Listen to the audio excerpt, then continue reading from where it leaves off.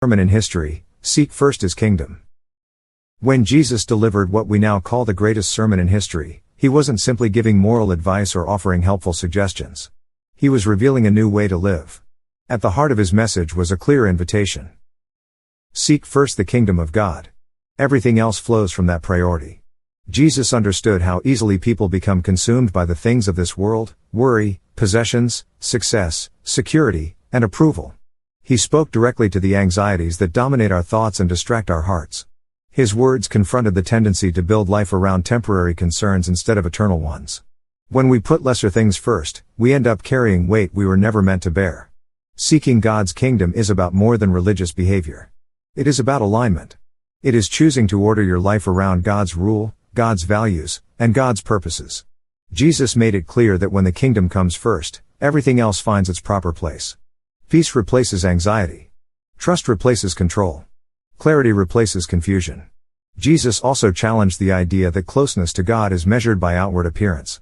He addressed motives, attitudes, and the condition of the heart.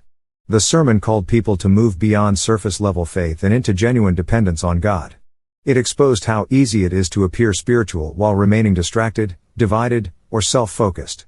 The invitation to seek first the kingdom is an invitation to trust. Jesus assured his listeners that God knows their needs. He sees their concerns. He understands their fears. Seeking the kingdom doesn't mean ignoring real responsibilities. It means trusting God enough to place him at the center of them. When God is first, worry loses its grip. This teaching also reshapes how we define success. The kingdom of God operates differently than the kingdoms of this world. It values humility over recognition, obedience over achievement, and faithfulness over applause. Jesus invited people to pursue what lasts instead of chasing what fades. Seeking first the kingdom requires intentionally. It asks us to examine what we prioritize, what we pursue, and what we depend on. It calls us to realign our lives when our focus drifts.